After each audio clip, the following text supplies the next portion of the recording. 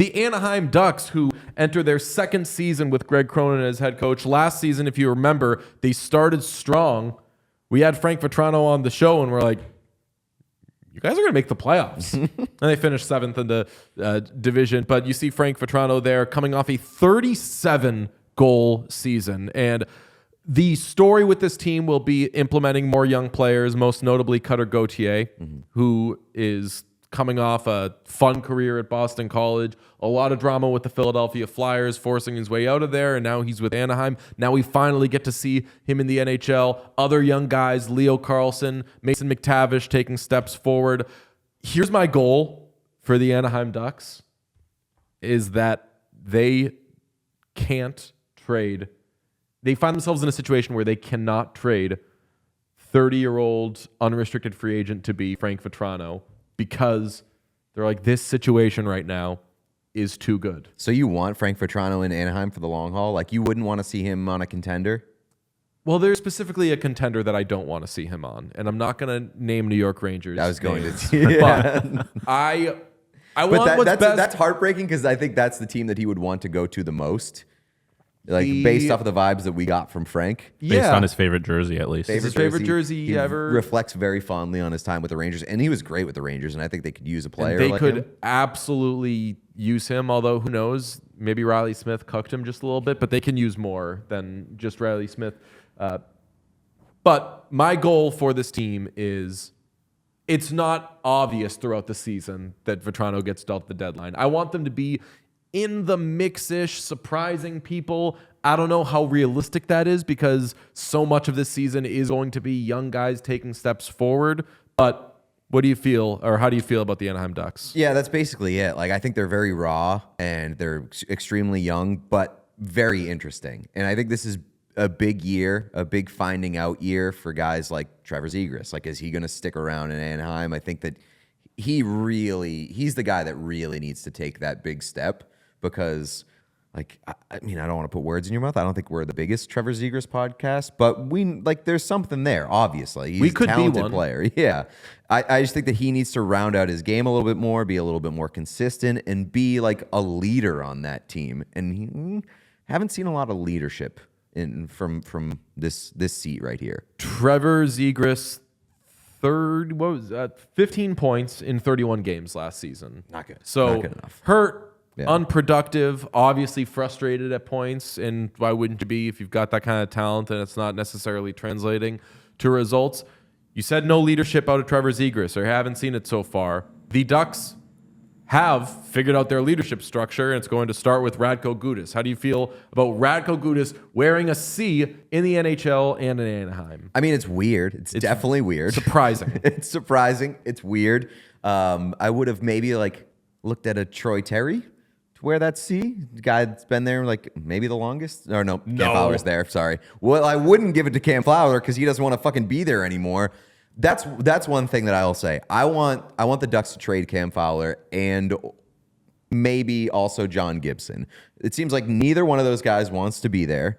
And I think they need adults in the room that want to be there. And Radko Gudas was signed to be an adult in the room, to be a leader in that group. And it seems like he's done a good job kind of being that guy. And he's been a good player over the past few years. So why not give him the C? So it's weird to me, based on what Radko Gudas was 5 years ago, but based on the Ducks situation, I think it makes sense. There are going to be, we talked about in the Central Division, there's going to be so many teams in the West that are like, just get us to the deadline. We'll grab ourselves a right shot defenseman, and there. Once we plug that, Cam Fowler has 2 years left on his deal. He has one more year after this at $6.5 million. If you are the Stars, if you are the Canucks, if you are the Oilers, that's a tree you'd want to bark up. Guy could play a bajillion minutes. I remember when we started this show, I wanted to do a thing on surprising lifers.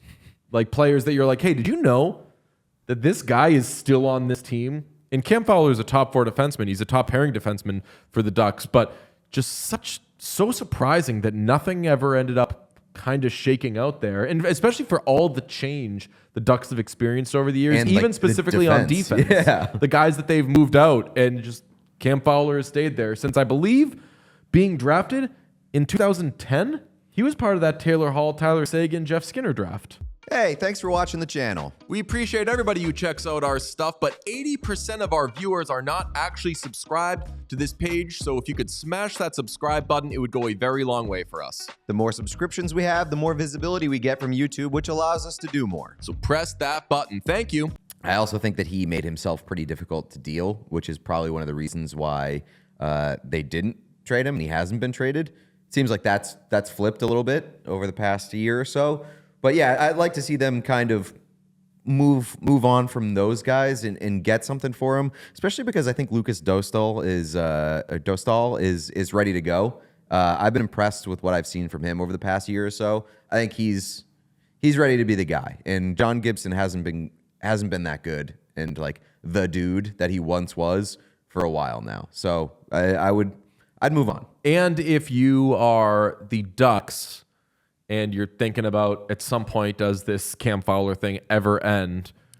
You moved on from Jamie Drysdale last year, so you'd say, oh, well, your young defensive group has taken a hit. They have so many young guys on defense anyway, though. This is the first full year of Olin Zellweger. Jackson Lacombe. You have a lot of young players.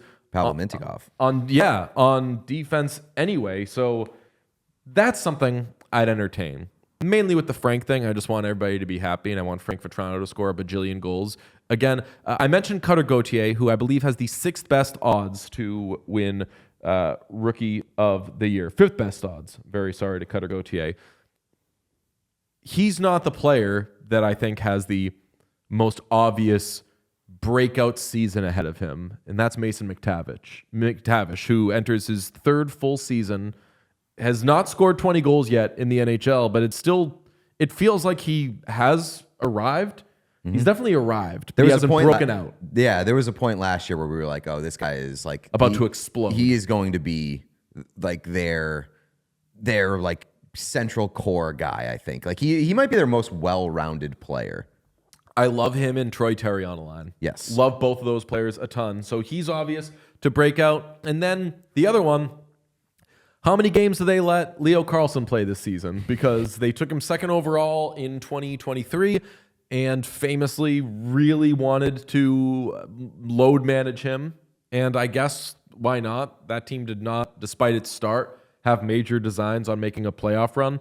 If you want to take a step forward this year, obvious areas are your first-line center in Mason McTavish breaking out, and probably your second-line center in Leo Carlsson arriving. And I'd say that he's still not yet at the point where he's arrived. No, because they have to let the chains off a little bit. Like you got to let them play. Yeah, I mean their top 6 could be very good in terms of what it will be at some point. Again, they're really raw. They're too young, I think, to really make a ton of noise this year. But I'm excited. I'm really, really excited for Cutter Gauthier. One, because hell of a player, but also, like, he's a bit of a shit. Not afraid to be a heel. Not afraid to be a heel. Not afraid to just fucking let her rip, whether it's, trade requests, whether it's just shit that he says. I'm excited for that personality. Not that I think that the Ducks need that kind of guy, but I'm always going to take that kind of guy. There are some well-rounded teams in the NHL. Last season, the Anaheim Ducks were poorly rounded. They were both 30th. They were 30th in both goals for and goals against. I asked you this with the Ducks, or I'm sorry, with the Blackhawks. What is more likely to drastically improve between those two?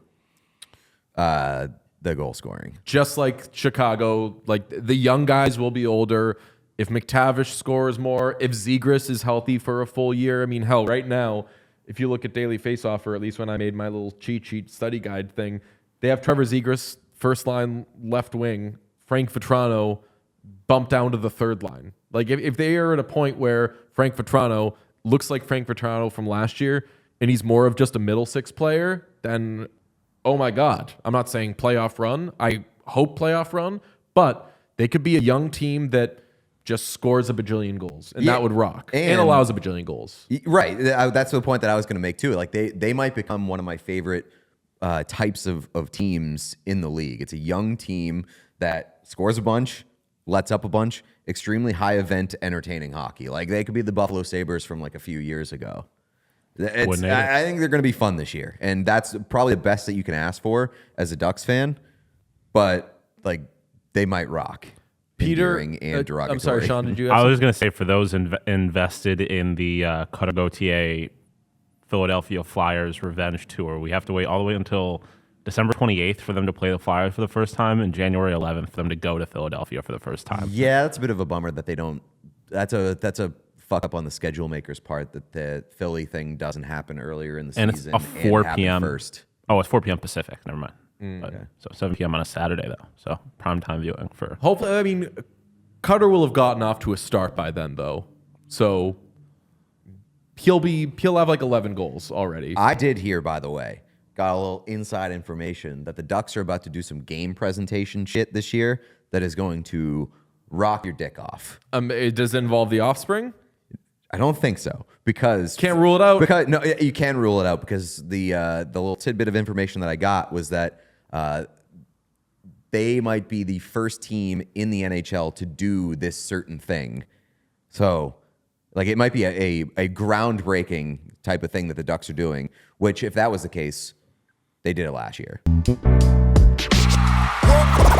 all silly like the mayor.